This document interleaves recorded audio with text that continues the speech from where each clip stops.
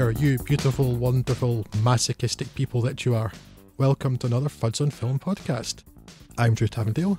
Joining me tonight is Mr. Scott Morris. Well, hello. And as you probably know from the title you've seen in your podcast player, this is the intermission for July, where we talk about a bunch of stuff what we done seen. We have done seen quite a bit of stuff for this month actually. We've got 7 films for you, but we'll hopefully rattle through them in no time at all.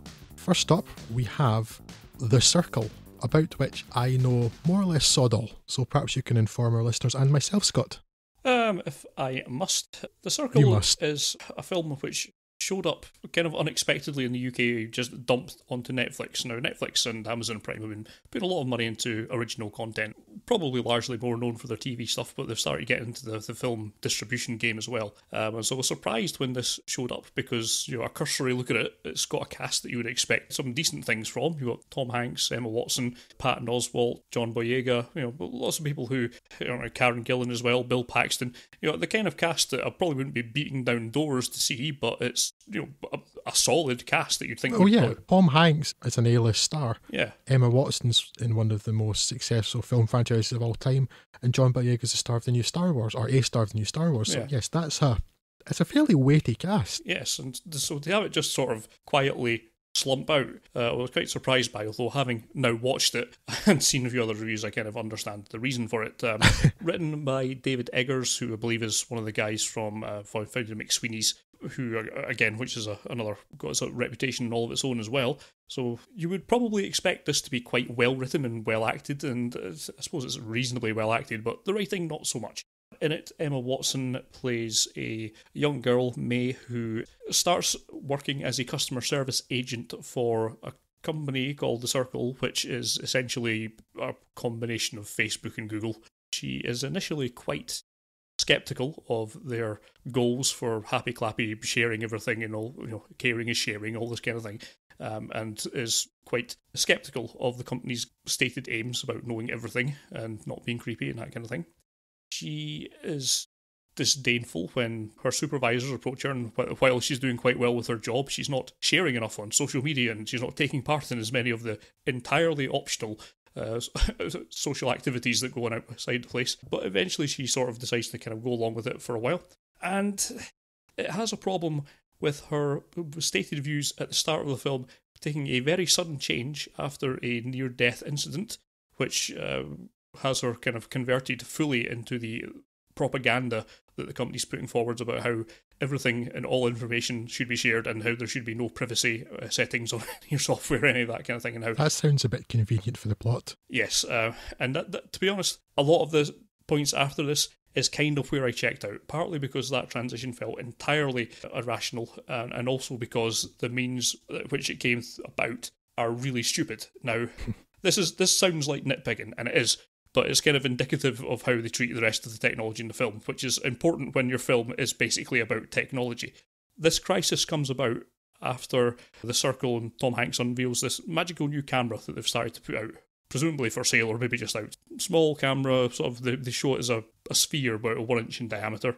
This could be just dropped on, like slapped onto, fixed to trees, these kind of things. And they're saying that this will give you live uplinks of video and all that kind of thing. And their goal is to cover everywhere. So these cameras should be like placed around everywhere, and so that there'd be no, you know, we'd be able to see all human rights abuses, is how they put it, and gloss over any of the creepier aspects of that. But it's just the technology that's in this camera is annoying, right? This tiny, let's say, about 1 inch sphere, maybe a bit smaller, camera that you just stick onto somewhere like the side of a tree, and then you forget about it. And what does it do? It captures all the video in like glorious high resolution and uploads it to a satellite. A satellite? So it was something that small? Because I don't know if you've seen satellite uplink stations, but they're substantially larger than that. Even the small kind of mobile ones you get for mobile internet, still roughly, the size of your hand and a bit thicker. You know, they're yes, big bits of kit. Because they need a lot of power and they need large antennas relative to the size of the product, and certainly compared to a mobile phone. Yes, which you are not going to get from something that has apparently no battery, because it has I was going to bring up the battery there. Yes, so it's just this annoying thing.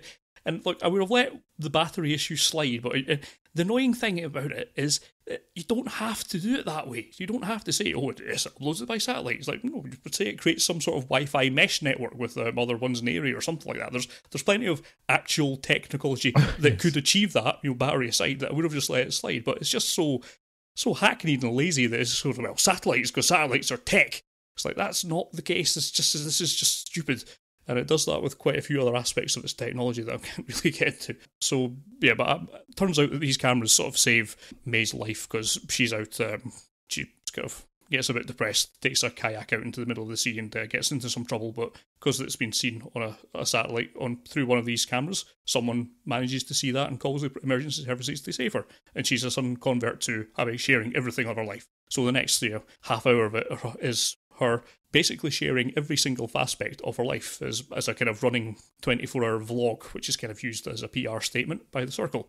Eventually, she becomes disquieted by this after her parents have some issues with this, and she almost arbitrarily decides to turn against her higher-ups, the Tom Hanks and Patton Oswalts, and sort of turns the table on that, and without...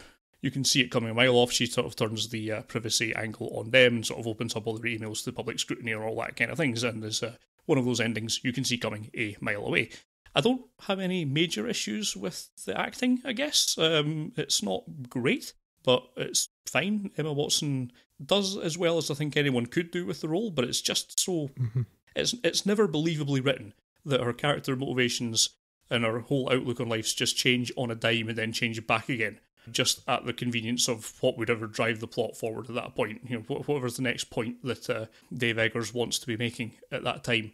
And so that's just never really sits well. And the rest of the cast, so good as Tom Hanks and Patton Oswalt and the other guys are, they're really just not in it for all that much. Karen Gillan as well. Karen Gillan's probably the actual best performer in it, who starts off with as a kind of high flyer in the company, but the pressure gets to her and she starts cracking and pointing out the very legitimate concerns and the happy clappy thinking that's going on at certain points of board meetings and such like. Mm-hmm. And she's probably got the most believable character arc in the whole thing. Someone just comes under pressure and cracks, as opposed to the one that's just happening to drive the plot along. So yes, it's a very disappointing film given the level of cast that's in it. Mm-hmm. No huge complaints about the rest of it. It's well enough shot and all that. It just has a completely unbelievable story and a completely unbelievable technology aspect to it, which is a major part of the story, which makes this quite annoying. And the main character arc just isn't believable at all. Far from the worst film you will ever see, but I cannot for the life of you think there's any reason to recommend this. And it's quite frustrating because this is a topic that really does need to be examined more, and I think it should be examined more and everywhere, but why not in films as well? The kind of creeping loss of privacy that we're all seemingly just sleepwalking into as we sign away more lives to Facebook and Twitter and the rest is something that we should really be thinking more about, particularly when all that data falls in the hands of people that aren't quite so scrupulous as you would like. And that is what I hoped I would get from this film, and it delivers none of that. And instead, it's just a bit of a melodramatic shrieking, and is really in no way satisfying. And yes, very much lost me from about the halfway mark, and never quite won me back over. So yes, I cannot possibly recommend this to anyone. As I say, you will see far worse films in your life, but there is no point seeing this when so many better films exist in the world. Yeah, that's a pity because, yes, you're absolutely right. It is a topic not just worthy of being covered, but necessary. Yeah. And there have been documentaries that have made a fairly decent stab at it. There's a documentary from 2013, I think, called Terms and Conditions May Apply, which covers a lot of the privacy aspects of, at least of end-user license agreements and things, rather necessarily than technology, more the software. But it is important. Yes, we are just handing over our privacy more and more. And if you understand how that works and are willing to make that deal, for the most part, for instance, for Gmail, I understand my relationship there. And for what I get out of my Google usage, then I am willing to hand over what I'm handing over. Yeah. Though I do prefer my relationship with, for instance, Apple. It's a reason why I prefer an Apple phone to an Android phone, in that I understand my relationship. I give them money, and then that's it, and I get a product from them. Whereas rather than selling to me, we get down a rabbit hole there. Yeah, the idea. So it's such a big thing. Everybody's doing it now, so it's ripe for that. And yes, you may want to go down the route of the worst case scenario, but at least make it believable if you're going to do it and engaging. Exactly. Make it like that you could reasonably extrapolate from where we are now to a bad thing, and not just get there by leaps of plot convenience. Yeah.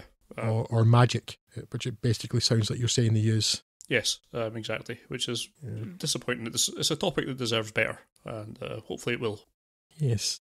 Okay, so the circle rather a disappointment then. Yes. Okay, so we move on to something entirely different then. Monkeys. Everybody loves monkeys. Apart from those people who don't love monkeys, obviously, but we don't talk about them. I am talking, of course, about War for the Planet of the Apes, which is the third in the current run of Apes films. A couple of years after the events of Dawn of the Planet of the Apes, Caesar's people are still at war with humans as a result of Koba's uprising. One human group in particular troubles Caesar's tribe, an army unit called Alpha Omega, led by Woody Harrelson's madder-than-a-box-of-frogs colonel. After an incursion by Alpha Omega into Caesar's compound leaves his wife and son dead, Caesar sends his people on a journey across the desert to a safe new home, away from humans, while he and a handful of trusted friends head for Alpha Omega's base to tackle the threat of the Colonel. Oh, I hated the Colonel, with his madly swivelling eyes and that crazed look in his face. Oh, I'm going to imprison your monkeys. Oh. On the way... Yeah, answers on a postcard for that reference.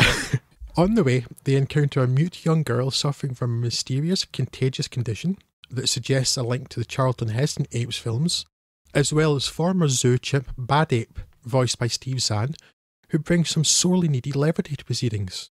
The previous two films did tenderness as well as strength, but boy were they serious. Upon reaching the Alpha Omega camp, Caesar and co discover that the rest of their tribe has been captured by the Colonel, and they must find a way to release them. That's the second biggest monkey prison break I've ever seen. For a film called War for the Planet of the Apes, there is surprisingly little fighting, which is actually rather welcome because Michael Bay does monkeys is not what anyone wants to see. And it's just as well as the one big war set piece, the climactic battle, happens for reasons that don't really make a heap of sense. Instead, the film focuses more on the internal conflicts within Caesar's group, the difficulties and compromises of leadership, and his own struggles with his ethos that ape not kill ape. The war of the title is an internal and spiritual one, much more so than a literal one. That said, comparisons to Apocalypse Now are sure to be made. The rank of Harrelson's nameless colonel is no coincidence, and the filmmakers themselves don't hide it. One scene sees graffiti imploring "Apocalypse Now" scrawled inside a tunnel, but in tone and action it's closer to The Great Escape on the River Kwai, Western Edition. One of the things that people are talking a lot about is something that I don't really want to talk too much about, and that's the special effects. Because everything has great special effects nowadays, or at least ought to. It has long since ceased to be remarkable. But I will give credit to such quality at scale, because that's a lot of monkeys. There are one or two rather shonky moments, but again, it's due to the sheer scale, and those few minor flaws are barely noticeable. What is worthy of being really talked up, though, is the combination of the animator's skills and the human performances, because these apes really feel like characters. Especially Bad Ape, but in truth, all of them, especially Andy Serkis' Caesar. 15 years ago, Gollum was a remarkable achievement technically and artistically, but he was a single character. The vast majority of this film consists of nothing but pixels interacting with other pixels, but the characters feel alive and real. It doesn't take long, if it happened at all, to stop considering the apes as special effects and start considering them as actors. Weta know their stuff. Sadly, most of the actors are as ill-served by the script as the majority of characters in any action film, and I used actors there as a gender-neutral collective term, but it's also unfortunately gender-accurate as, aside from the mute human girl, there is pretty much a female role. Setting aside that it may be the most ironic statement in the history of cinema, a well-known filmmaker once observed, correctly, that a special effect without a story is a pretty boring thing. While the script of the Big Monkey Battle isn't going to be setting anyone's soul on fire, it uses special effects as a means to tell a story, rather than as an end in itself, better than pretty much anything I can think of in the last few years. For all of that, I wish I had enjoyed it more. It's absolutely fine. Entirely adequate. entertaining for most of its too long 140 minutes. But other than as a post-SFX touchstone, I doubt it'll ever trouble my thoughts again. A pity, but maybe there's some value or noteworthiness to the fact a cast of almost entirely non-existent creatures can make as believable and watchable a satisfactory action film as a cast of humans. Yeah, I've not caught up with this. I was actually looking forward to doing so, then I realised I hadn't actually caught up with Dawn of the Planet of the Apes. Dawn Really? of the Planet of the Apes, which baffles me because I really quite enjoyed the first Planet of the Apes film. It's as good a remake as we've seen in the last 20 years or so. Yeah, it's really quite different from the Charlton Heston one. Yeah. It's so different I would hesitate to call it a remake, actually. But yeah, it ain't the Tim Burton one, so yeah, no, that's got that going for it.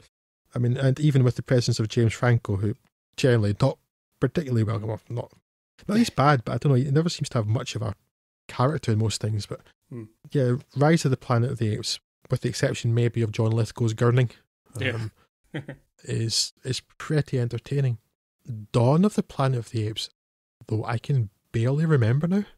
I remember that there was an uprising from an ape called Koba, and I think Gary Oldman was in it, which means he probably chewed the scenery. Because I think I remember Gary Oldman being in Dawn of the Planet of the Apes not massively different to how he was in the Book of Eli. Oh, God. Yes, but I do recall, as much as I recall that film at all, and it's not left a huge impression on my memory. But I do remember thinking that, again, Andy Serkis as Caesar and the Weta special effects were fantastic. It was a very kind of grim and serious film, whereas this film has a comic relief is basically the best way to put it. Right. And it really, it helps make the character, I'm going to say more human, but you understand what I mean by that. It makes the apes more rounded as characters too, because, they can have a laugh. As well as just, it leavens the film a little. I like a good effects spectacular now and again, particularly if it's something that seems believable rather than something that's just comic book characters hitting each other. It's not even so much whether it's believable or not, although that helps because you get more invested in something that at least part of your brain is saying, oh, that's a real creature. Yeah. It's more that, there is a point to it. Yeah. Because so many films, effects as an end, and I don't see the point of that, or it's like, oh, we're just going to have this big spectacular without really saying anything interesting. I'm looking at you, Captain America Civil War. Yeah. And here it is definitely a case of they're using combination of motion capture, which I think they're still doing, and certainly real actors' voices, as well as the skill of the animators, and bringing it all together to make what are genuinely believable characters. Yeah. And that makes a big, big difference. It really does. But I would catch up on Dawn first if you haven't seen that, Scott. Yeah, that's definitely worth watching. Yes. I mean, clearly, because I can barely remember Dawn, you can watch War without having seen Dawn. But I do remember that I enjoyed it at the time. I am just slightly disappointed that I didn't enjoy this more. The actual story itself isn't special. It's elevated by an effects job that makes it not seem like an effects job, which is weird. So I have, in fact, finished by doing exactly what I didn't want to do, which is talk about the effects and nothing more. But it does get a recommendation from me. I really think in a couple of years, I'll be in the same position as I was with Dawn of the Planet of the Apes, and I'll barely be able to remember it. Yeah. Definitely worth watching once. Will do. So then, another special effects creature film then, Scott. Okja. Yes, Okja, which is another of the Netflix distributed, if that's the word we use for it.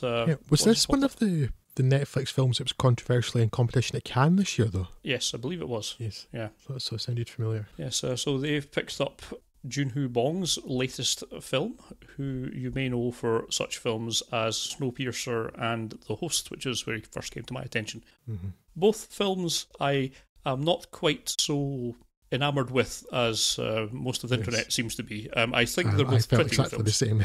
Yeah, they're both pretty good. I've no huge complaints about them. There's aspects in each of them that I really liked, particularly in Snowpiercer, which has a tremendous sense of style to it. But as a film overall, Yes, I felt the same largely. Yeah. And also, it was one of those films where I simply wasn't able to detach myself from the fact that the world made no sense, and it was really bothering me. Yeah. So I didn't know an awful lot of what to expect from Okja. I try not to spoil myself even with trailers for films these days, but what it seemed to be was a charming story about a small girl and a large pig, and thought, yes, I'm on board with that. Dog hippo. Yes. I take exception to the fact that for all of this film it's referred to as a super pig. It's a dog hippo. And I suppose for about the first, well, with one exception, for about the first 5-10 minutes, this was kind of what I anticipated it would be, which is something that is essentially My Neighbor Totoro, but with a large pig. And it's a sort of a charming little adventure of a girl who had a relationship with a pig. And the only thing that kind of threw me off with this was the one very early doors F-bomb, which I thought, that doesn't really seem in place. And then it kind of became a bit more obvious that this film is actually going to a fairly darker place than I had expected in the first instance.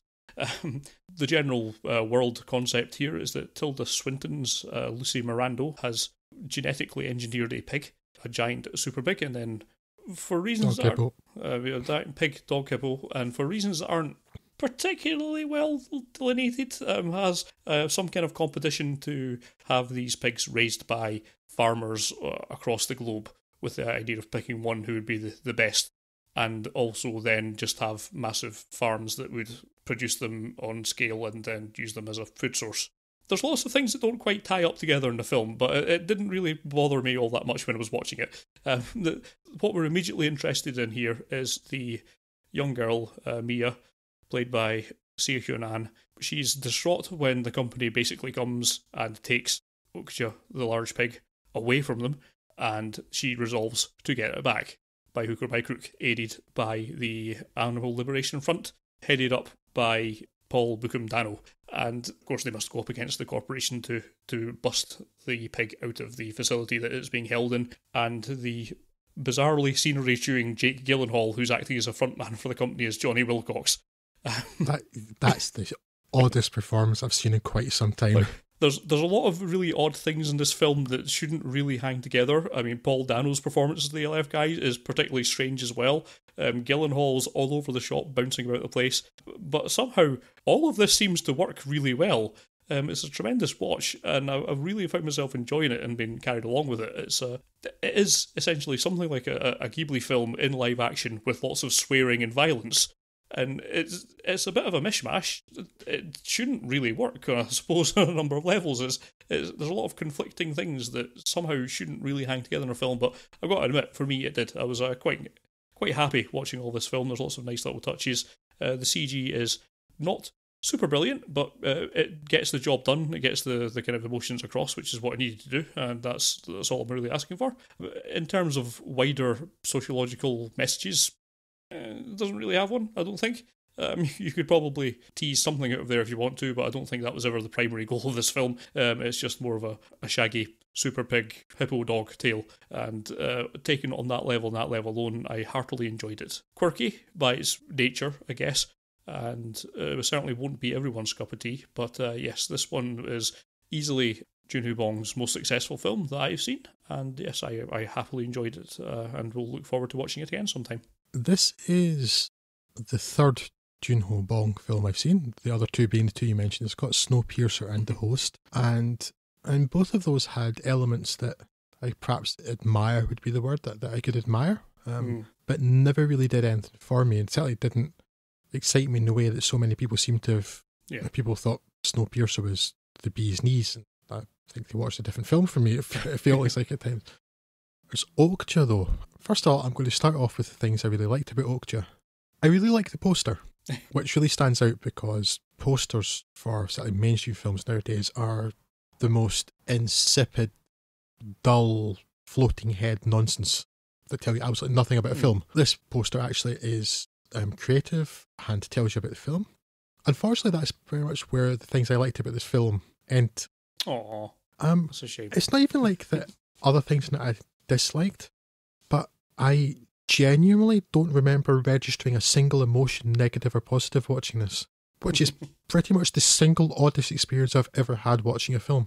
And it's not even hyperbole. I watched this and it's like, it is a thing that is there. And I'd been looking forward to it because you had recommended it and you'd mentioned it being like a live action Studio Ghibli film, and I thought, oh, okay, this could be appealing. And unless hunger counts as an emotion, because it definitely at one point in the film when they're eating the super pig jerky, I was hungry. I just watched this with the most unaffected a complete lack of affect for the whole film. And I've never seen a film that I felt that way about. I've been bored by films. I've been excited by films. I have hated films because they're stupid or don't make sense or for various other things. This film was a film that was there, and my eyes were pointed in the direction of the screen, and then it ended. And I, well, suspect probably, maybe that issue is with me and the way I've been feeling of late. But it's just a film that was there, and even your man's Jake. It's like, Jake Gyllenhaal. That doesn't sound right. His name's not Jake. Jake Gyllenhaal. What's his name? Oh, it is Jake, right? Yes. Jockey Gyllenhaal. Yeah. Yes. Jake Gyllenhaal. His coke-fueled, I'm guessing, interpretation of that character. Even that, it didn't do anything for me. And it's the strangest thing. I don't know whether maybe I wanted it to be. It feels like it has an agenda, but never quite delivers on it. Yeah, that's possibly fair. It doesn't seem to have any particular drive to a message other than maybe genetically modified things are bad, but it doesn't even push that particularly strongly. Yes, but that's not strong enough for me to disagree with it either. Yeah, and also genetically modified things aren't necessarily bad, and that's the problem with them if people don't understand it. Yeah. And maybe if you're going to tackle that in a film, maybe you could try a bit of fact. Genetically modified crops and things got such a bad name, and in some countries they aren't an issue at all. I think some European countries that actually, because they're properly regulated, people understand them, it's not an issue. Whereas I think in the United States and the United Kingdom, then it became a much bigger issue. Thank you very much, Daily Mail. But yes, they're not necessarily a bad thing as long as you're sensible with them. But it doesn't even seem to deliver on that front. And it feels like it's just going along like the whole Morrissey nonsense of meat is murder and things, and it doesn't even really do that. And I thought maybe it was trying to hint towards, yes, meat is murder. And I was ready to get angry at that because the idea that being a meat eater and caring about animal welfare are somehow mutually exclusive, and I was ready to get angry. But it didn't really deliver on that either. So it's the strangest thing, this film. It's a film that had no emotional effect on me at all, which ought not to be possible as a human being, but there we go. It's either one of these films is either just not for you or you weren't in the mood for it. But yeah, I really enjoyed Okja. I thought it was quite charming. Like I say, there are parts where it doesn't seem to fit. That's perhaps why I was enjoying it, because there's really no reason for Jake Gyllenhaal to be bouncing around quite so much, doing that kind of hyper stylized performance when the rest of the film is a somewhat more down to earth. Like, it seems like there's a very serious plot line running through it with the kids trying to get her Okja back, and also with the Paul Dano's ALF front that are trying to help us, which who are actually violent in places. And then it cuts directly to him gibbering about the place like a lunatic, which shouldn't work. So yes, but you have it's got those sort of more straightforward plot lines, as you say. Then it's got the Jake Gyllenhaal on some sort of mad cocktail of drugs. I'm assuming it must be, because I don't understand that performance otherwise. And then the bizarre subplot with Tilda Swinton and Giancarlo Esposito. Yeah, which doesn't go anywhere either. No, and it doesn't make a good deal of sense either. And it's just not interesting. And I am no fan of Tilda Swinton anyway, so when you've got double the Tilda Swinton in the film and for no good reason, I wasn't particularly happy about that. But yeah, I don't know, I can see other people like it. I can see why people would like this. I was expecting something special, and I got something. You got something. I got something entirely a thing. Yes, it was entirely a thing that was there. Well, as I say, I'm just repeating myself now, but I enjoyed it. It's very quirky and individual, and I appreciated it for some of the things it's doing. John Ronson, I see, is also listed in the screenplay, and I think that comes across in some of the dialogue in particular, which is quite chipper in places. That worked for me as well, with some of the little interplays that's going on there. And I think, special mention, I really enjoyed Paul Dano's performance as the incredibly deadpan ALF guy. That worked out quite well, as leader of the terrorist ALF front. Yeah, as I say, sometimes a film's not for you, and there's nothing particularly wrong with that, but yes, so Okja was for me. I heartily enjoyed it, and I would recommend it to all. It should have occurred to me, and I do remember having this thought watching it, but I think I must have sort of put it to the back of my mind, but I do remember having an issue that a lot of the plot is based on the fact that the little girl doesn't want Okja to be slaughtered for food. Yeah. She's the daughter or granddaughter of a farmer. How didn't she know that that was the entire point? That doesn't make a great deal of sense. Yeah.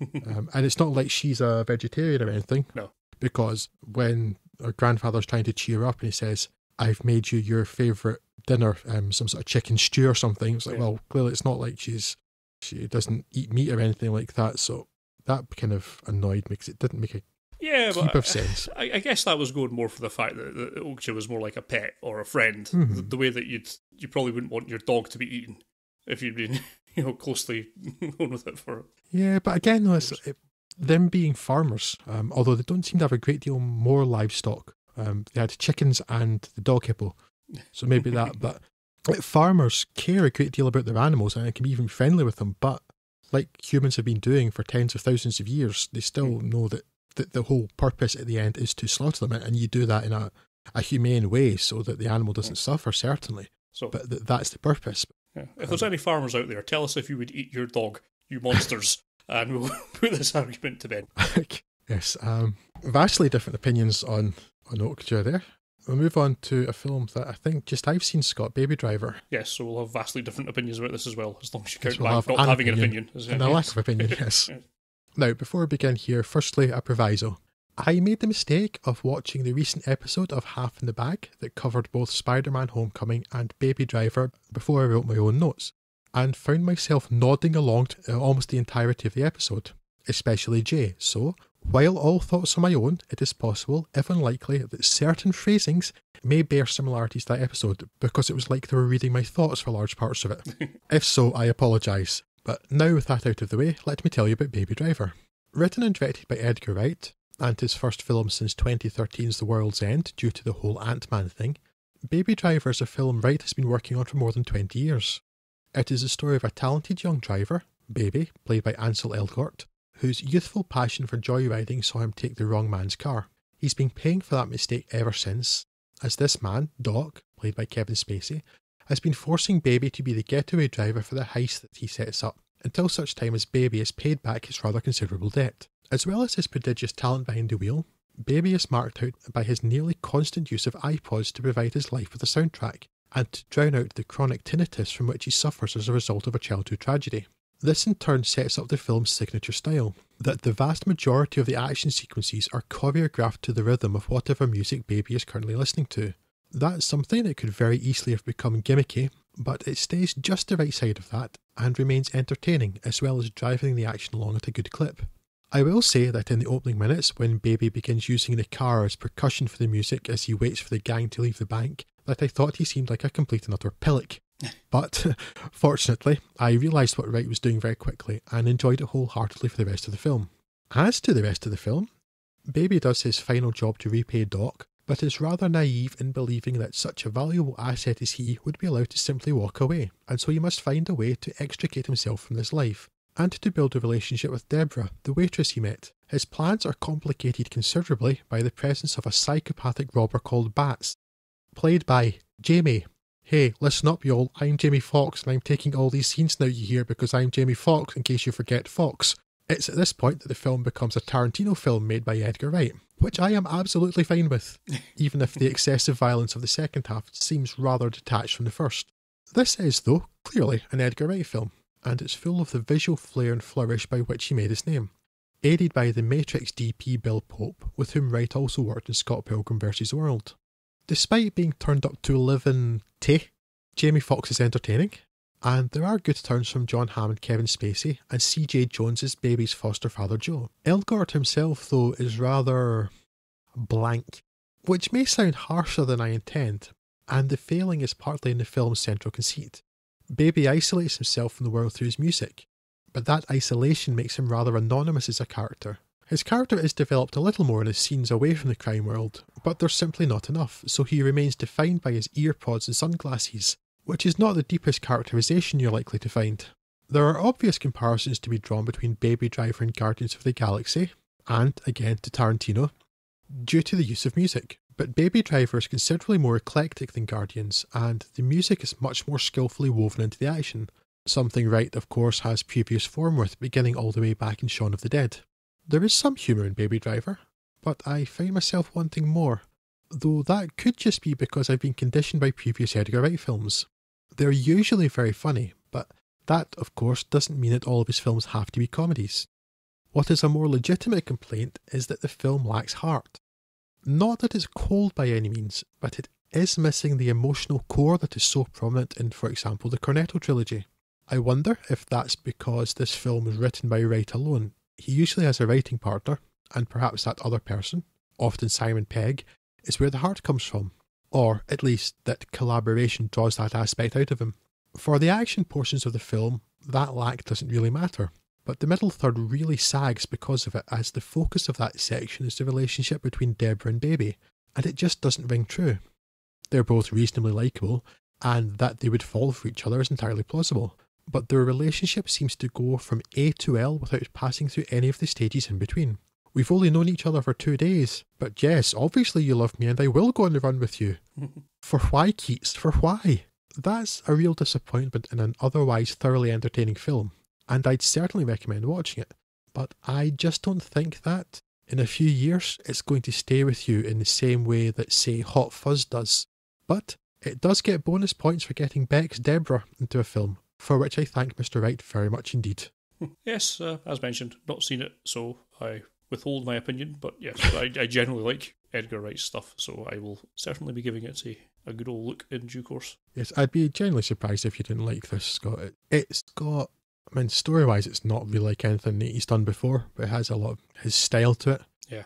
And it's just it's a very entertaining film. I don't know, people have been raving about this film, and for me, just lacked, it's a very good film, but it's not a great film, and it lacked something to make it special. Mm-hmm. But definitely, I would absolutely recommend watching it if you've liked any of Edgar Wright's other work. I sure do. Well, I keep meaning to go back and look at Scott Pilgrim vs. the World, which is, I think, one of the few Edgar Wright films that I've only seen once and never went back to, but I enjoyed that even at the time. Just would like to see how that holds up. So, yes, so certainly we'll schedule Baby Driver in at some point. Yes. I did go back to Scott Pilgrim vs. the World, I don't know, perhaps last year, and I think maybe I fell asleep because I barely remember watching it the second time. So I think it stands up less well, but I did watch the whole Cornetto trilogy again towards the start of this year, I think, and I think I enjoy them more each time. Mm-hmm. So I'm hoping this is more to that end of things.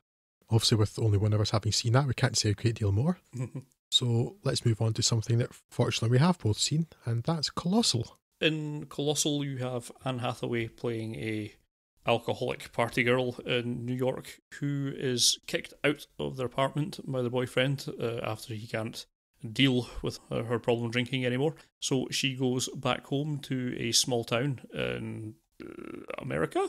So I think it's not important, but anyway. It's upstate New York, I think, isn't it? Or not far from New York City, but I don't think it matters. Yeah, so off to the small town where she falls back into the orbit of old friend Oscar, played by Jason Sudeikis, and basically starts trying to partially rekindle that relationship and try and get her life back together, but also at the same time still carry on drinking in parts.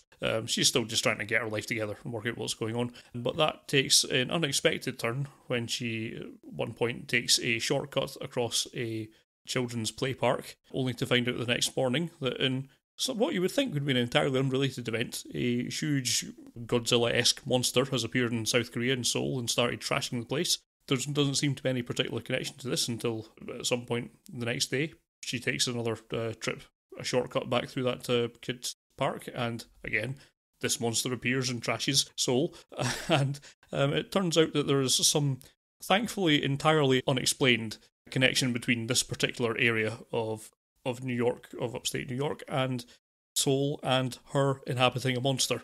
So once she works out this, she naturally eventually reveals it to Jason Sudeikis and tries to get some help.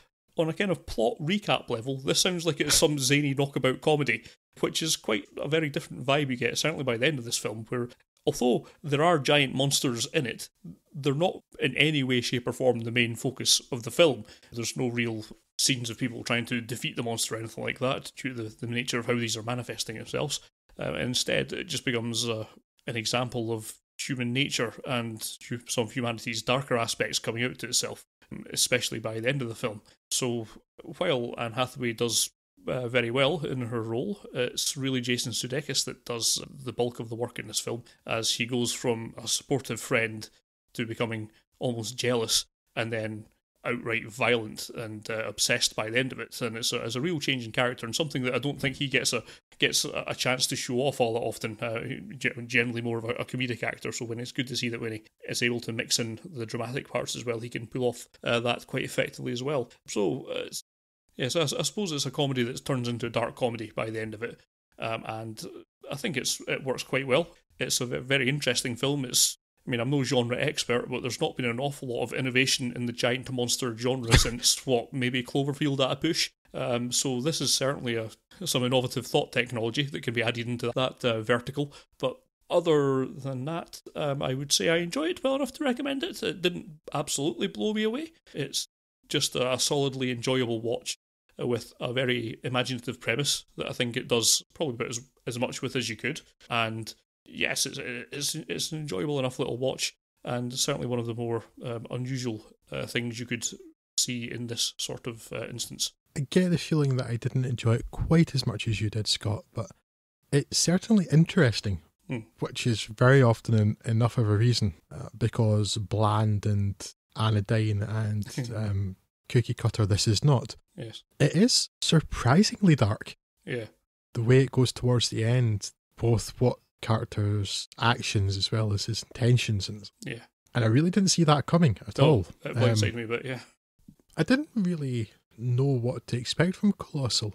I don't think I knew anything about it before I watched it. I must have just seen it being available and thought, oh, okay, I'll give that a go. Let's see what this is like. It's such a hard film to describe because it's got about 4 different genres in it. Yeah, and yeah, it goes to a surprisingly dark place. But does end in a very satisfying manner. Yeah. I suppose more than anything it's a monster movie, sort of. But with a very, very unique take on that. Yeah. I'm struggling here because I really don't know how to describe this film, other than that I don't really think I've seen anything much like it. It is odd, but in a good way, I guess. Yeah. And is, of course, yet another film in which I refuse to believe that Jason Sudeikis and Ed Helms are not just the same person acting under different names. Because genuinely, for a long time, I thought they were the same person, which generally doesn't happen to me, so I think they must be. For me, it's like John Oliver's assertion that there is only one Olsen twin. I should just move from place to place very, very quickly. Really unusual take on monster films, and to be honest, it's difficult to talk about without giving anything away. That's the big problem I have with this. Yeah. Because I really didn't know what to expect from this film, so everything came as a nice fresh surprise, and I'd want other people to be able to do the same thing. So I think maybe best I don't even try and speak about it more, other than that it's odd but interesting, very unlike pretty much anything I've ever seen. As you say, it's certainly very much unlike anything that I was expecting or had seen before.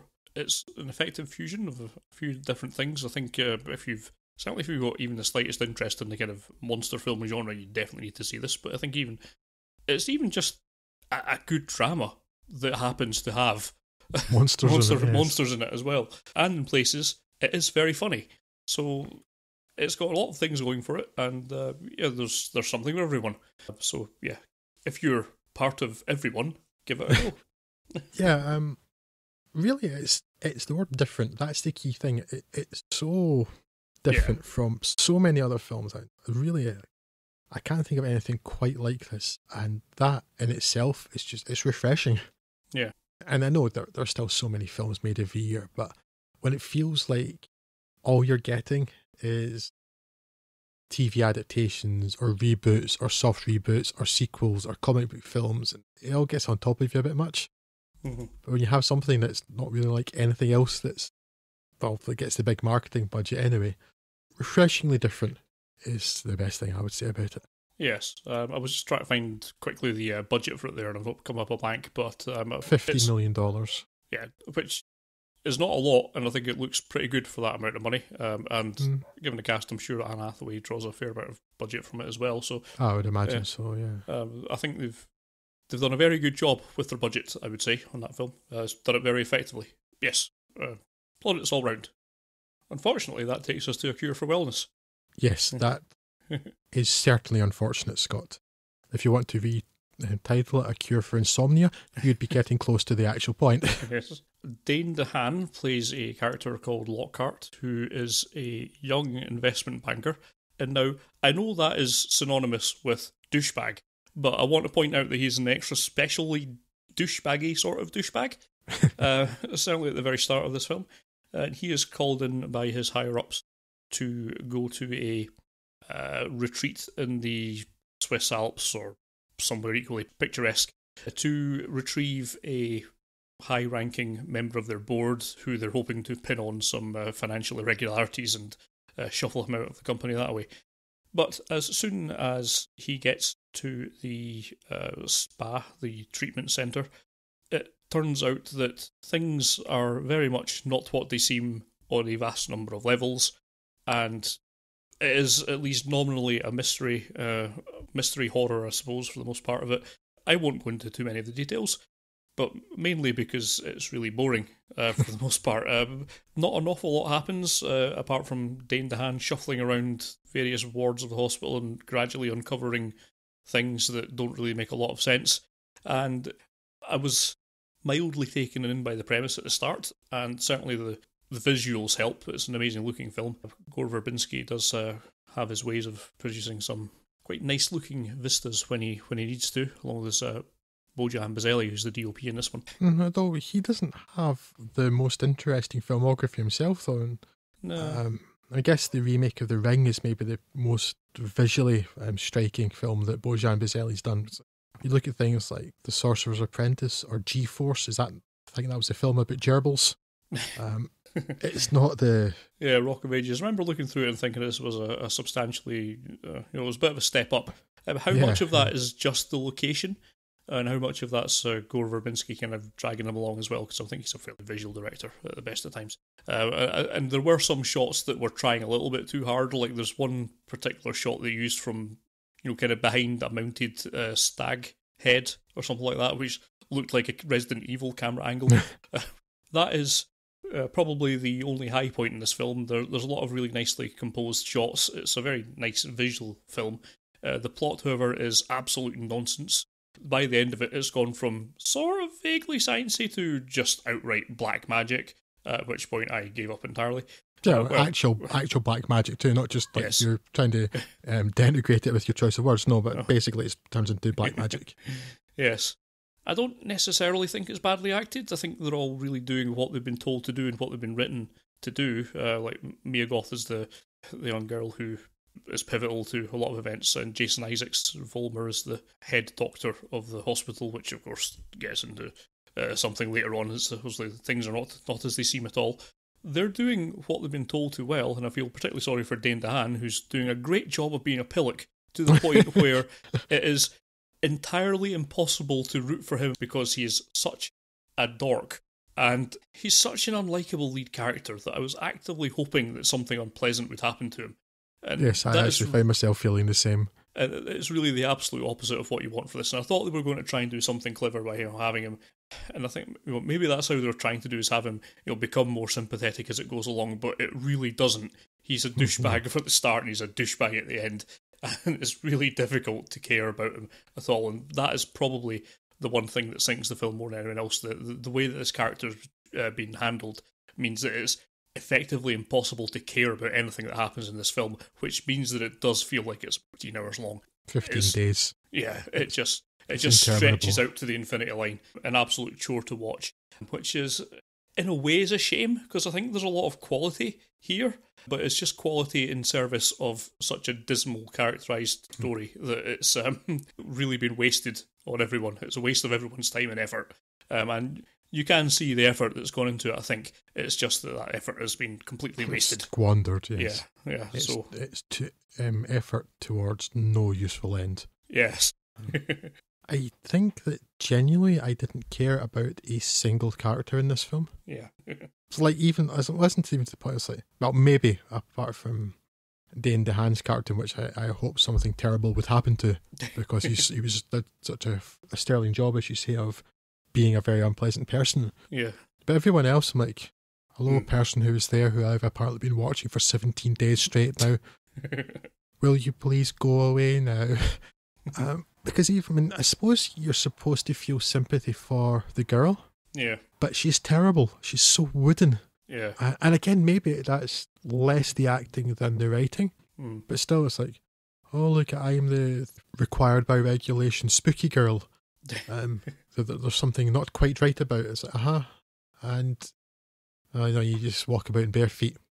No, that's your entire character. Okay, right. This it doesn't help too that you know within the first 3 or 4 days exactly where the story's going, and it just takes you the rest of the month to get there.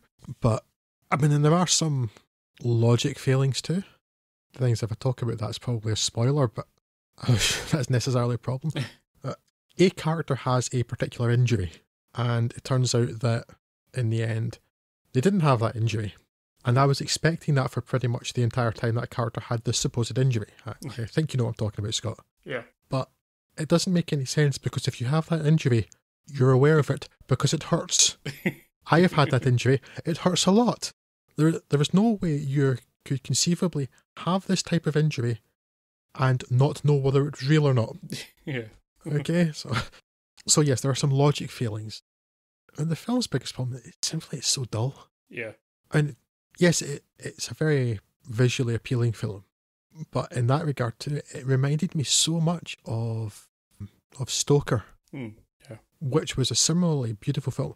Better looking actually than A Cure for Wellness, because Stoker was very colourful as well, and that's maybe in comparison, A Cure for Wellness feels a bit desaturated. Yeah. But Stoker is this beautifully composed film which went on for a good 3 or 4 months, and about which I cared not one jot. Yeah. And the characters in which I cared about not one jot, and the mystery in which I worked out within about 3 or 4 minutes and knew what was going to happen, and then it just took the rest of my life to finish. The big problem is this story. It's just not interesting, and it take a very, very long time to not tell it. And I honestly don't know if there's anything that you could do with that story to make it more interesting, other than leave a story like that where it belongs, in the realms of schlock. Yeah. It's a B-movie story. And Yeah. in sort of, a schlocky, cheesy take on that at a considerably shorter running time. And then you have completely different expectations there too. When you have, I don't particularly rate Gore Verbinski, but yeah, it's certainly, he's had some very big films, like the original Pirates of the Caribbean. I can't remember if he did any of the other ones. And then he did a pointless, obviously, but very, very faithful, very entertaining remake of Ringu. His best work's probably still Rango, though, which... Gore Verbinski did Rango. I'd entirely forgotten that. Yeah, Rango I actually thoroughly enjoyed. But yeah, so you've got a director who's done some good stuff there, and Jason Isaacs, generally fairly dependable. Actor-wise, there's not really anybody else there, 'cause the only 2 things that I can think of that I've seen Dane DeHanan, there's possibly something I'm forgetting, but is The Place Beyond the Pines, which is terrible, and The Amazing Spider-Man 2, which is also terrible, in which his character is also deeply, deeply unlikable. And yeah, so there's not even like anything that would really get me excited about this film in terms of people involved with it. It's not an interesting story in it. I just left wondering why this film. Yeah, it's a strange script to pull up in this day and age. Just when you were talking earlier, it kind of, I think, hit on something. It's almost like it's an old Hammer horror film. Yeah, it's exactly that kind of feel, yeah. Yeah, sort of been resurrected and given a kind of really glossy, high-budget treatment. Yeah, I mean, this film doesn't deserve $40 million. Yeah, I think it's just a story whose time has been and gone. I'm not saying you can't pull something like that off, perhaps. Something like The Woman in Black, of course, was a similar sort of thing, but that was far more effective than this, because it had characters that you could actually like or appreciate as human beings at some point. Yeah, but this one doesn't work. Yeah, A Cure for Wellness just has no real reason to exist in this universe, and shouldn't. So don't let it in. Just don't watch it. Avoid. Yes, I would very much echo that. Avoid, for it is not good. Right then, we feel like we've been talking for approximately ever, much like that film went on for, but we're going to move to our final film of the night, which fortunately considerably more rewarding, and that would be Spider-Man Homecoming, featuring the 12th different Spider-Man in the last 15 years, and now part of the Marvel Cinematic Universe, making it the 443rd entry into that series. Okay, perhaps mildly hyperbolic, but this is the third actor and the sixth film. 7, if you count the character's appearance in Captain America Civil War, and really, you should, because it was one of that film's few highlights, for Marvel's web-slinging crime fighter in a decade and a half. That seems excessive. Just a little, yes. But gotta get that filthy look here, I guess. The big difference this time is that, as the character always should have been, Peter Parker is a kid. Really a kid. He's 15. In the usual way of Hollywood, Tom Holland, who plays Spidey, was 20 when he filmed this, and all of his colleagues were older than the parts they're playing. It's a slight improvement from the 30 you normally get, isn't it? But it's considerably less egregious and far more believable than has hitherto been the case. While I liked Tobey Maguire in the Sam Raimi films, at no point was I buying the then 27-year-old Maguire as a high school student, nor the 29-year-old Andrew Garfield in the 2012 reboot. But they had cool hair, like the kids have. They weren't bald like me, so... Andrew Garfield had a skateboard. Well, obviously then he must be in high school, and it's entirely believable. He was wearing a t-shirt that said, "Hello, fellow kids." But Holland? Absolutely. And actually, I'm going to talk a bit more about Tom Holland before we went on to that. Part of why he seems more like a kid is that he's not very big. Whereas Andrew Garfield is the same height as me. I think he's 6'2", and he was really buff, and he was more like your Captain America type than a Spider-Man type, and it never fitted. At least Tobey Maguire was short, and it felt more appropriate. Whereas Tom Holland physically feels like a kid, and that works so much better because the film focuses so much on the kind of the gawkiness of him, and he's difficult getting to grips with his powers. So the casting is so fantastic here, and yeah, I expected great things from Tom Holland ever since I first became aware of him in The Impossible, the film with Hugh McGregor and Naomi Watts about the aftermath of the Banda Aceh tsunami. And he's got the chops. But back to the film, I guess. The film begins with some poor schlubs led by Adrian Toomes, Michael Keaton, getting screwed over by the government and Tony Stark as they lose their contract to clean up the aftermath of the Avengers battle in New York City. Rightly a tad miffed, Keaton and his crew snaffle some of the alien tech and set themselves up as gunrunners. We then jump forward 8 years to Spidey's trip to, and part in, the nearly consequence-free CGI smackfest in the world's most boring location, also known as the airport fight in Civil War, but seen from the point of view of Peter's smartphone as he records a video diary, which is a considerably more entertaining take on that event. Isn't it just? And then some. Returning to Queens afterwards, life is frustratingly normal for Parker as he is consistently not called into action by the Avengers again.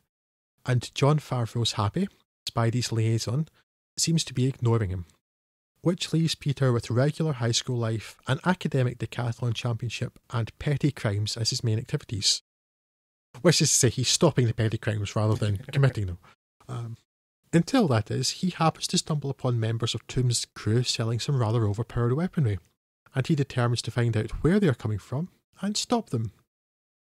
Now, there are a few problems with Homecoming. Visually, it's not the most exciting film you'll ever see. It's competent, but it's not special in that regard, and certainly not distinctive. Not that it's DC-like grim either, but while undeniably goofy at points, Sam Raimi's trilogy had an appealing, saturated, cartoonish aesthetic that suited the material well. But the Marvel Cinematic Universe is supposed to be serious and cool. So no people being turned into skeletons for this Spider-Man. And it's all the worse for it as far as I'm concerned. There's an incredible blandness to the general look of a lot of the Marvel Cinematic Universe films. I think maybe only the Guardians of the Galaxy films feel different. Yeah, they got to use like more than 3 colours. Yeah, they got to use colour. I mean, obviously, some of the characters have colour because the Iron Man suit is very colourful, although the one in this is actually toned down. It's very muted, maybe just so the Spider-Man red and blue suit stands out. But yeah, it's becoming very bland and samey, the visual look of that. And I understand to some degree the idea of trying to make it uniform, but there's just no distinctiveness to it. Yeah. But yeah, it's competent, and at least there is merit in other parts of it, but visually I want some flair, or some sort of style, and this film doesn't have any. I mentioned the Marvel Cinematic Universe, and it suffers from being part of the Marvel Cinematic Universe. While it is tied in well and makes sense, and that's something, they have thought about it. There's some thought into basing things on actions that have happened in other films, and there was consequence, or at least some sort of lingering effect. And that's good. It does get a little tiresome though, and elements like the Captain America instructional videos ought to have been jettisoned entirely, something I suspect Chris Evans and his entirely phoned-in performance would agree with. And Robert Downey Jr. is generally a welcome sight, but I think even he is beginning to tire of this, and Homecoming could do with a good 33% less Tony Stark. Further, though in this film it isn't the problem that it could be, as it turns out to be a plot device, Spidey's Stark-engineered suit is in danger of making the character Iron Man light, so I'm a little concerned about where that's going to go in future installments. However, it does provide several moments of humour as Peter talks to Suit Lady, the Spider Suit's AI, voiced by Jennifer Connelly, who is of course the real-life wife of Paul Bettany, who was Iron Man's Jarvis AI. But mentioning the humour there brings us on to the positives, of which I'm glad to say there are many. And the first is that this is a very funny film. Some of it is at Pete's expense, but is generally closer to laughing with him than at him, as this 15-year-old tries to get to grips with his new abilities and his responsibilities, while navigating the treacherous waters of high school and relationships. Said high school is a very racially diverse place, and also fortunately devoid of the tiresome jock bullies and mean girl cliques that populate so many US schools and cinema. The writers and directors were apparently influenced by John Hughes films, but that seems, thankfully, fairly minimal in the final product, even with the very direct reference to the inexplicably popular Ferris Bueller's Day Off. Yeah, but do you remember all those classic John Hughes moments where someone took alien technology and engineered a wingsuit and then tried to rob high-tech components from Tony Stark? No, because that didn't happen. They keep mentioning John Hughes. It's like, there's one scene which has a direct rip-off of Ferris Bueller's Day Off, and other than that, it has kids in it. There's nothing else John Hughesian about it. I don't know where this talking point came up with. I think this has been briefed by Marvel. There's nothing John Hughes about this film, apart from one. Yeah, it's been in every press junket and things. But yes, I'm very pleased to see that it's not there, because as a general, John Hughes films aren't good. It's not something that's ever appealed to me. And just think about our friends at the Magic Lantern podcast did an episode recently on Say Anything. And the Cameron Crowe take on high school is so much more appealing than the John Hughes take on high school. And I'm glad that this just doesn't have that. And again, also, why Ferris Bueller's Day Off? Ferris Bueller's Day Off is a terrible film, and I've never understood its popularity. I may be straying off topic here slightly, though. So. That classic scene in Ferris Bueller's Day Off where he cuts a ferry in half and has to tie it back together with webbing. Yeah, that's... known for his use of extravagant CG, John Hughes wasn't he? Yeah. Yes, but it was worth mentioning John Hughes then, because obviously you've been aware of it. It's been in everything. People keep talking about it, and it's like, but it's not in the film. What are they talking about? Talking of the writers, as I was a few minutes ago, though, the film feels considerably more cohesive than you might expect from a script with 6 credited screenwriters, which on the face of it sounds like a recipe for disaster. The screenplay is actually the film's greatest strength, at least after the likeable and engaging performance of Tom Holland. There is, blissfully, no origin story. We get nothing more than, I was bitten by a spider, and no Uncle Ben moment. Yes, I don't have to go through that again. It avoids the cheap, lame jokes that films like this would definitely have gone for in the past. Oh, he's not got many clothes on, he's with another boy. Oh no, he must have the gaze. And it smartly gives Spidey someone in whom he can confide, so he's not doing this all alone. It must be said, though, that it's pretty weak on female roles, but story development suggests that may change in a sequel. And, crucially, it has a good villain, something which has been mentioned by ourselves and everybody else for pretty much the entirety of the 312 years we've been in the Marvel Cinematic Universe, that the villains are terrible. Yeah. So yes, it has a good villain, if that's not a contradiction in terms. A villain that has a motive that's understandable and makes sense, yes, and isn't for some reason destroying the world because of profit reasons or something. Yes. I mean, it could be argued that Adrian Toomes, aka the Vulture, is not too dissimilar to Ant-Man's Darren Cross, but with the crucial difference is that Toomes' motivation, dollar bill y'all, is more compelling than megalomania, and that he's played by Michael Keaton. As Jules Winfield observed, personality goes a long way. On top of that, A crook trying to make a buck is considerably more engaging and fitting to Spider-Man than the end-of-the-world scenarios that trouble much of the rest of the Marvel Cinematic Universe. It's going to be a couple of years, I suspect, until I know whether I think this is better than the first two Raimi films, but it's at least as good as. And this feels like a different Spider-Man, and in a good way. Thoroughly recommended. Yes, it's nice to see small stakes coming back to the Marvel Cinematic Universe, and it's one of the things I also liked about the tangentially related Deadpool movie. You know, they're not out on a battle to save the world. This is some relatively small, achievable goal that makes sense, and they've went out and achieved it, rather than having the stakes be the world being destroyed by yet another blue laser. So it was nice to see that. It's nice to see, as I say, a villain that you can actually understand why they became villains and has his very sensible reasons for turning the way that it did. Yeah, and it's not even a particularly villainous villain. There's no cackling, there's no megalomania, he didn't go to get turned mad by something. It's like, yeah, he's a crook and he wants to keep his business empire alive, basically. Yeah. He's not even out for revenge, even if he was arguably screwed out of things by Tony Stark. All he wants to do is keep making money by admittedly nefarious means. And I think the crucial thing for me about this film was it's just really funny. Yeah, it really is. I said that. It's surprisingly funny. And it's more humour than comedy. And that is really rather appealing. And I think John Watts, the director, I've not really seen anything he's done before, but he does do a lot of work with The Onion, I think, in their both videos and the kind of TV stuff that they do. So is presumably where an awful lot of this attitude is coming from. And it really shines through, and it makes this a far more enjoyable watch. What I liked about this film is that the jokes in it make sense and are actual jokes and aren't the sort of Whedon-esque things that are showed up in all the rest of these films, where you have people in, immediate existential danger just slinging one-liners at each other because that's what they do. In situations where you should be genuinely afraid for your life or have some sort of dramatic, they should be trying to build some dramatic tension. Instead, what they're doing is just cracking little one-liners at each other because that's the way these films roll. But here, actually, all makes sense, and even just mention that thing about the way that they've shown this actions of the Civil War film with his camcorder, which is the smartphone thing, is like 1,000,000 times smarter than anything else Marvel's done in all the rest of their films. I really enjoyed this film a great deal. It's probably, I would say, the most enjoyable Marvel film that's been made since the dawn of this whole Marvel Cinematic Universe. I probably even enjoy it more than the early Iron Man films, which I think would be my other contenders for this. As you say, maybe Downey Jr. is getting a little bit bored of this role, but he's still got enough sort of charisma to kind of half-ass it and get his way through. Yeah, but he does feel half-assed. He feels like he's coasting. Or he struck me as tired doing this.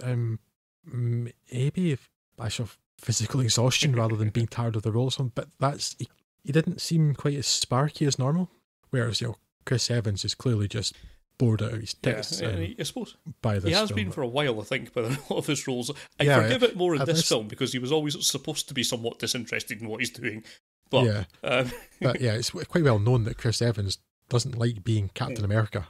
He wants to be an actor, rather than a movie star. But I'm sure his bank manager's not complaining too much. Yeah, so. Just heartily enjoyed it. It's got a nice story that's self-contained, makes a lot of sense. I guess maybe what they're going with Tony Stark was more of the kind of disappointed father figure thing, which is why he's a bit more grounded and a bit less offbeat than he normally is, perhaps. Which kind of sort of works. Certainly, it didn't hamper my enjoyment of the rest of the film, which is as good a Spider-Man as I've seen. Yeah, very very happy with all of it. Look forward to seeing more of him. I would hope seeing more of him in a Spider-Man franchise rather than trying to drag him into other ones because he just doesn't fit. What's he got to do against Thanos? Fire a web at him? Nah, that's just... Yeah, and he's 15, and I always, I never read the comic books, or more than maybe one or two, but like the Spider-Man and Friends or whatever the various cartoons were that when we were growing up, Spider-Man was always my favourite comic book character, and like the wisecracking stuff was always great, but I've never been so familiar with the character in the comic books, but from listening to people who are big fans of that, seem really, really pleased with this particular take on them, and that the smaller scale crime fighting stuff is what Spider-Man's supposed to do. Yeah. And it's more interesting too, because it's remarkable how quickly the world's going to end wears on you, to the point where you almost instantly don't care. Yeah. Especially because, the character's never going to lose in these things, but when it's the world, when the threat is that the world is going to end, well, they're not going to finish the film with the world ending then. Yeah. But if it's a film where this bad man who makes the bad guns is trying to steal the things to make more bad guns, well, maybe he could get away with it, because that's conceivable that the thing could possibly go there. Whereas they're never going to end it with the world ending. So, yeah, it's just, you get so much more engaged in smaller scale stuff. Yeah, and I think I worked out a while back that there's maybe about 50% of these Marvel films that I like.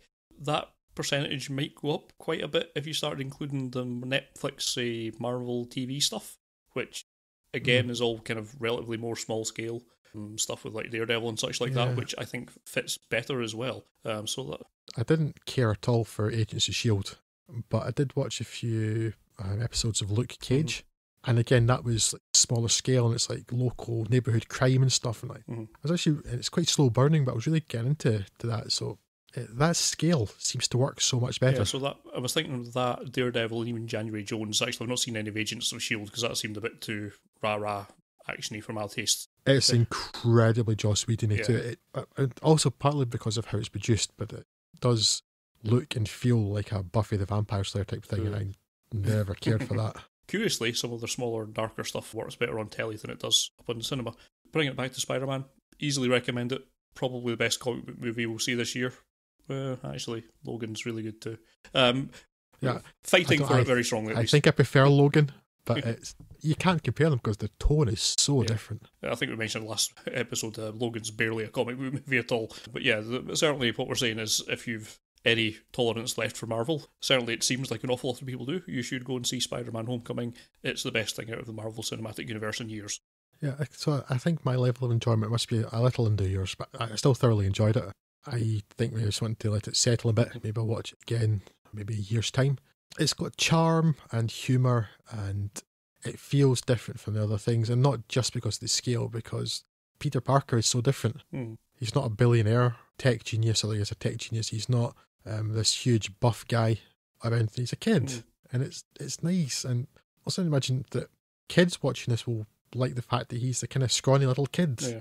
You have to be very careful about using the words grounded or realistic when you're talking about a human with the powers of a spider.